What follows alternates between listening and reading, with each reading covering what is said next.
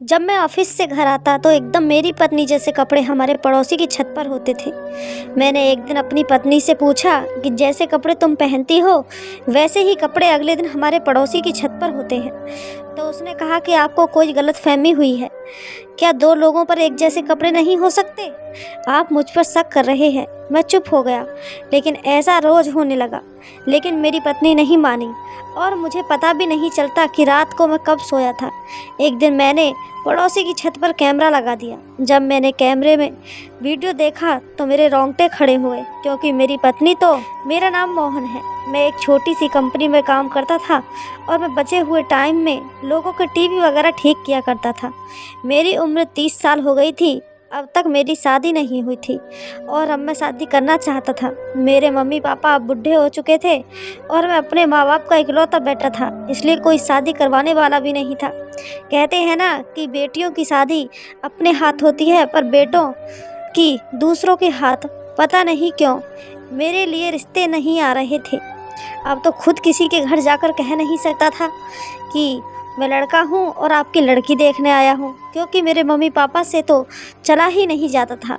मेरे एक बहुत अच्छे बड़े ताऊजी थे जो पापा की जगह थे। वह हमेशा कहते थे कि मैं तुम्हारा पापा हूँ, इसलिए कभी खुद को अकेला मत समझना।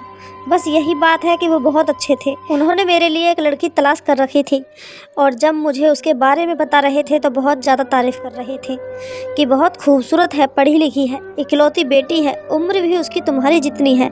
मैंने कहा अगर इतनी अच्छी लड़की है तो फिर 29 साल की हो गई है, अभी तक उसकी शादी क्यों नहीं हुई है? तो उन्होंने कहा कि दरअसल उसे खुद कोई पसंद नहीं आता और उसके माँ बाप ने कहा है जब तक इसे कोई पसंद नहीं आएगा हम शादी नहीं करेंगे। तुम्हारी तस्वीर देखकर उसने तुम्हें पसंद कर लिया है। अच्छे लोग हैं, उनके भी ज़्यादा रिश्तेदार नहीं हैं, शादी की रस्में हो जाएंगी, दहेज देने वाला कोई नहीं है और हमारी तरफ से भी कोई मांग नहीं है, तो जल्दी जल्दी शादी हो जाएगी। तुम्हारी पत्नी तुम्हारे पास आ जाएगी। ना कोई मंगनी की टेंशन, ना कोई विदाई का लेना देना का मसला, बस शादी करके साथ ले जाना है। उनकी बात मुझे सही लग रही थी। मैंने भी ताऊजी को कह दिया कि ठीक है, लेकिन मुझे भी तो लड़की दिखाइए। मगर ताऊजी ने कहा उन्होंने लड़की की फ़ोटो नहीं दी। वो कहते हैं कि हम अपनी बच्ची का फ़ोटो किसी को नहीं देते, ना ही किसी को दिखाते हैं। आपने देख ली है, अगर आपको अपने भतीजे की शादी करनी है तो ठीक है, ऐसे लड़कों को हम अपनी बेटी की नहीं दिखाते। बड़े लोग देखने आते हैं, अलग बात है।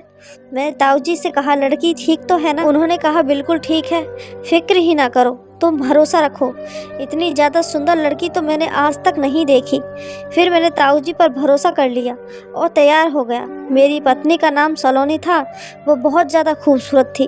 ताऊजी ने बिल्कुल ठीक कहा था, इसकी उम्र भी मेरे जितनी ही थी, लेकिन 29 साल की नहीं लगती है, वो 19-20 की लगती थी। अगर किसी को अगर कहते कि 20 साल की है तो फ़ौरन मान जाता। शायद वो अपना बहुत ख्याल रखती थी। शादी के बाद 7-8 दिन गुजर गए, लेकिन उसके बाद एक दिन मैंने देखा कि मेरी पत्नी ने कोई और कपड़े पहने थे और अगले दिन वह कपड़े पड़ोसी की छत पर थे और मैंने सोचा कि शायद इनके पास भी ऐसे ही कपड़े हों। लेकिन अगले दिन सुबह फिर मेरी पत्नी के कपड़े बदले हुए थे। मैंने कहा रात वाले कपड़े तुमने क्यों बदले? कहने लगी रात वाले कपड़े कौन से हैं और दिन वाले कौन से हैं? ये वही तो हैं जो मैंने रात को पहने थे। लेकिन मुझे अच्छी तरह याद था कि उसने रात को नीले रंग के कपड़े पहने थे और अभी हरे रंग के कपड़ों में थी। मैंने सोचा कि शायद मुझसे कोई गलती हो गई होगी, लेकिन शुरू में तो पति की पत्नी से नज़र ही नहीं हटती। वो उसकी छोटी छोटी बातें भी नोट कर लेता है। मेरी पत्नी अच्छी थी, अच्छे तरीके से घर को संभाल रही थी, मेरे साथ भी अच्छे तरीके से रहती थी। सब कुछ बिल्कुल ठीक जा रहा था, ज़िंदगी अच्छी थी, लेकिन अभी तक वो मुझसे शर्माती थी। एक दिन मैंने उससे कहा कि चलो आज छत पर सोते हैं। हम दोनों छत पर सोने चले गए। काफ़ी रात तक तो हम बातें करते रहे, फिर मुझे नींद आ गई। जब सुबह मेरी आँख खुली तो मेरी पत्नी वहाँ नहीं थी। मैं जल्दी से उठकर नीचे आया तो मेरी पत्नी सोफे पर सो रही थी। मैंने उसे उठाया और पूछा तुम नीचे कब आई? तो कहने लगी मुझे नहीं पता। मैं हैरान था कि अगर इसे नहीं पता तो किसे पता है। वो इस बात पर हंसने लगी। मैं भी हंस दिया, क्योंकि मुझे लगा मजाक कर रही है। कभी कभी हम लोग रात को बैठकर फिल्म देखते हैं। हमारे दिन अच्छे से गुजर रहे थे, लेकिन अगली रात जाने क्या हुआ, मुझे इतनी ज़्यादा गहरी नींद आ गई और सुबह आँख खुली तो पत्नी को फिर से दूसरे कपड़ों में देखा था। मैंने अपनी पत्नी से कहा, तुम इतने कपड़े क्यों बदलती हो? तुम्हारे कपड़े रात को और होते हैं पर दिन में कोई और होते हैं, जबकि तुम्हारे कपड़े तो गंदे भी नहीं होते हैं। उसने कहा, रात वाले कपड़े ही हैं, आपको पता नहीं क्यों शक होता रहता है। मैंने रात को यही कपड़े पहने थे, लेकिन मुझे अच्छी तरह याद था कि उसने रात को कोई और कपड़े पहने हुए थे। लेकिन उसने कपड़े कब बदले, क्यों बदले, ये तो मुझे याद ही नहीं था। मुझे ये भी नहीं याद था कि मैं किस टाइम सोया था, मैंने उससे क्या बात की थी। मुझे तो ये भी याद नहीं था कि कमरे में किस वक्त आया, कब बेड पर लेट गया। और दिन इसी तरह गुजरने लगे। मेरी पत्नी मेरे सामने खाना रख रही थी तो मैंने उसका हाथ गौर से देखा, जहाँ पर एक बहुत बड़ा जख्म लगा हुआ था। मैंने कहा, ये क्या हुआ है? तुमने मुझे बताया क्यों नहीं? इतना बड़ा चोट लगा है? चोट को देखकर लगता है कि एक दिन का पुराना है। उसने कहा कि छुरी लग गई थी। मैं जल्दी से उसके ऊपर दवाई लगाकर पट्टी बांधी। अगर 3 दिन का पुराना घाव इतना गहरा था तो जिस दिन लगा था उस दिन मेरी पत्नी को दर्द कितना हुआ होगा। क्या वो मुझे बता नहीं सकती थी कि इतना ज़्यादा चोट लग गया है? मैं उसे डॉक्टर के पास ले जाता। और हैरान तो मैं इस बात पर था कि जब इंसान सब्जी काटता है तो छुरी उसकी उंगली पर लगती है, या हाथ पर कैसे लगी है, ये इसके बाजू के ऊपर कहाँ से लग गई थी, वो भी इतनी गहरी थी। मैंने उसको पट्टी कर दी थी और उसे शाम को डॉक्टर के पास ले गए। डॉक्टर ने कहा कि ऐसे जख्म नहीं भरेगा, एंटीबायोटिक्स खाना पड़ेगा और 1 हफ्ते के लिए पट्टी भी करनी पड़ेगी। वापसी पर मैंने पत्नी को समझाया कि क्या मुझे गैर समझती हो, मुझे बता नहीं सकती थी? तो कहने लगी, मुझे लगा आप गुस्सा करेंगे। मैंने कहा, क्या मैं पागल हूँ कि तुम्हें चोट लगी हो और मैं गुस्सा करूँ? उसने कहा कि मेरे घर वाले ऐसा ही करते थे। अचानक से उसकी जुबान रुक गई। मतलब जब मुझे कोई चोट लग जाती थी तो वो खुद गुस्सा खोते थे, कहते थे, देखकर काम नहीं कर सकती, देखकर नहीं चल सकती, ध्यान कहाँ रहता है तुम्हारा, तुम्हारे हाथों में छेद तो नहीं है। मुझे इस बात पर हंसी आ गई। मैंने कहा, माँ बाप ऐसे ही होते हैं, बच्चों को डांट देते हैं लेकिन असल में बहुत प्यार करते हैं। लेकिन अगर तुम्हें कोई तकलीफ़ हो तो मुझे बताना। मेरी पत्नी की ऐसी कोई हरकत नहीं थी जिसकी वजह से मुझे उस पर गुस्सा आता या मैं बिना वजह उसे कोई बात सुनाता। सारी ज़िंदगी तो मैं अकेला ही रहा। अब तो मुझे एक रिश्ता मिला था, एक ऐसा इंसान जो मेरे घर में रहती थी, मेरे काम करती थी, मेरे माँ बाप का ध्यान रखती थी, मेरे साथ अच्छे से रहती थी। तो फिर मैं उसके साथ क्यों बुरे तरीके से पेश आता? लेकिन रात होते ही मुझे इतनी गहरी नींद आने लगती कि मैं जो करना चाहता वो भी नहीं कर पाता था। अपनी पत्नी के साथ बैठकर कुछ देर बातें कर लेता। इंसान उस लम्हे को अच्छा गुजार लेता है जब पत्नी को देख लेता है कि कितनी प्यारी है कि मेरी पत्नी। लेकिन रात होते ही मेरे कमरे में आता और घोड़े बेचकर सो जाता और सुबह ही मेरी आँख खुलती और मुझे ये भी याद ना होता कि रात को क्या हुआ था। खाना खाने तक की बातें मुझे याद होती, उसके बाद की सारी बातें भूल जाता। अचानक से ज़्यादा नींद क्यों आ रही थी? मैंने क्या किया था अपने साथ? मैंने तो ऐसा कुछ भी नहीं खाया था जिसकी वजह से मैं बहुत ज़्यादा सुस्त हो गया था। मुझे लगा डॉक्टर के पास जाना चाहिए, लेकिन मेरा काम ऐसा था इसलिए छोड़कर जा नहीं सकता था। फिर सोचा कि संडे के दिन जाऊंगा, पत्नी को भी साथ ले जाऊंगा, डॉक्टर से भी मिल लेंगे और थोड़ा घूम भी लेंगे। पत्नी को ये मैं भी बताया था। फिर हम दोनों बाज़ार चले गए, लेकिन उसने मुझे ये कहकर उलझाया, पहले कपड़े की दुकान पर चलते हैं, फिर कहती कि फ़िल्म देखते हैं, फिर कहती है कि मुझे कुछ खाना है। इतने में डॉक्टर्स का टाइम गुजर गया। मैंने कहा, चलो कोई बात नहीं है, अगले हफ्ते चले जाएंगे। वैसे भी मुझे कोई इतना बड़ा प्रॉब्लम नहीं है, बस थोड़ी ही तो सुस्ती हो रही है। लेकिन एक बात अजीब थी कि मेरी पत्नी को मेरी तबीयत की कोई ख़ास चिंता नहीं थी। उसने कहा कि छुट्टी का दिन है, पूरे हफ्ते काम करते हैं, आज आपको सिर्फ मेरे साथ दिन गुजारना है। उसने अपनी सारी ख्वाहिशें पूरी करवा ली, काफ़ी सारे पैसे भी खर्च हो गए। फिर मैंने उसे कहा कि इंसान कमाता किस लिए है? पत्नी और बच्चों के लिए ही कमाता है, और बच्चे होने का भी कोई कारण नज़र नहीं आ रहा था। 2 महीने होने वाले थे, लेकिन पत्नी ने अभी तक कोई खुशखबरी नहीं सुनाई थी। बस जल्दी से एक छोटा सा प्यारा सा बच्चा आ जाता तो मेरी फैमिली पूरी हो जाती, लेकिन ऐसा नहीं हुआ। बस इसी तरह दिन गुजर रहे थे। पत्नी को कपड़े बदलने की बड़ी आदत थी, लेकिन एक बात बहुत हैरान करने वाली थी कि वो जब भी बाज़ार जाती तो ढेर सारे कपड़े लेती।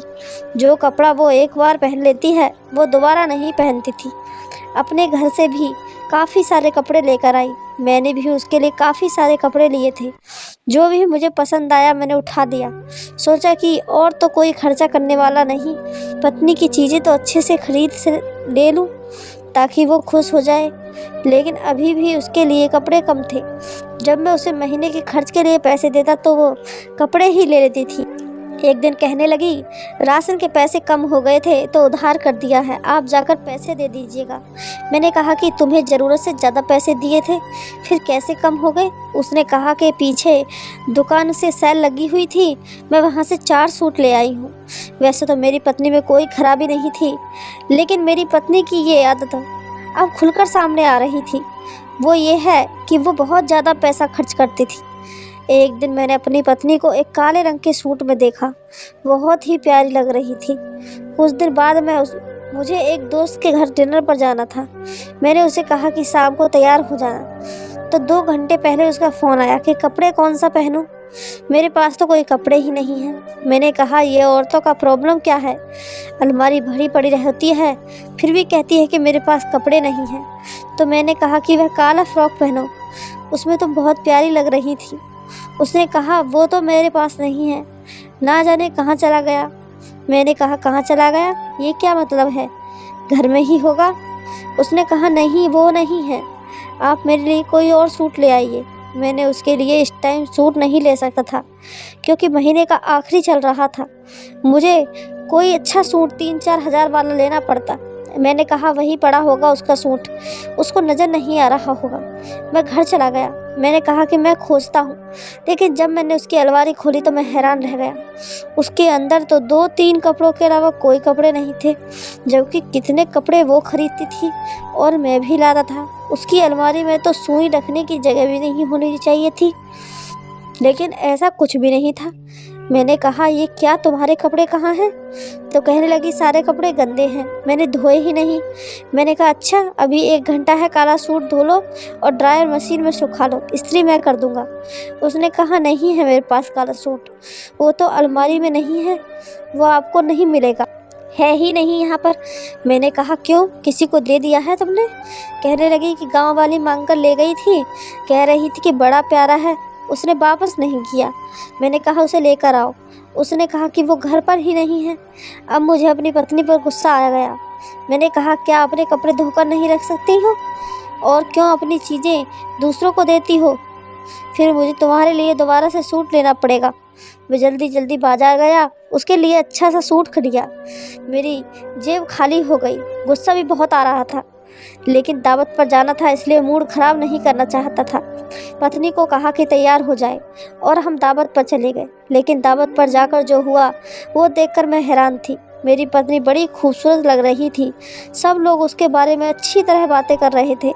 मैंने उसे अपने दोस्तों की बीवियों के पास छोड़ दिया और ख़ुद दोस्तों के पास चला गया। वो औरतों से बातें कर रही थी। दूर से देखकर ऐसा ही लग रहा था कि अच्छी भली बातें हो रही हैं, हो सकता है हमारी ही बुराई हो रही हो। फिर काफ़ी अच्छा माहौल था। पार्टी का खाना भी लगने वाला था। हमने खाना खाया तो काफ़ी रात हो गई थी। मेरी पत्नी को नींद आ रही थी। मेरे दोस्त ने कहा कि काफ़ी रात है, तुम दोनों यहीं रुक जाओ। तो हम दोनों वहीं रुक गए और सो गए। थोड़ी देर के बाद किसी औरत के चिल्लाने की आवाज़ आई। जब वहाँ देखा तो मेरे होश उड़ गए कि मेरी पत्नी मेरे दोस्त के कमरे में उसकी पत्नी के कपड़े पहने खड़ी थी। यह देखकर मेरा सर चकरा गया कि मेरी पत्नी मेरे दोस्त के साथ। लेकिन जब मैंने अपनी पत्नी से इस बारे में पूछा तो उसने कहा, मुझे नहीं पता मैं यहाँ कैसे आई। मैं अपनी पत्नी की तरफ बढ़ा। मेरे दोस्त मेरी पत्नी को हैरानी से देख रहा था।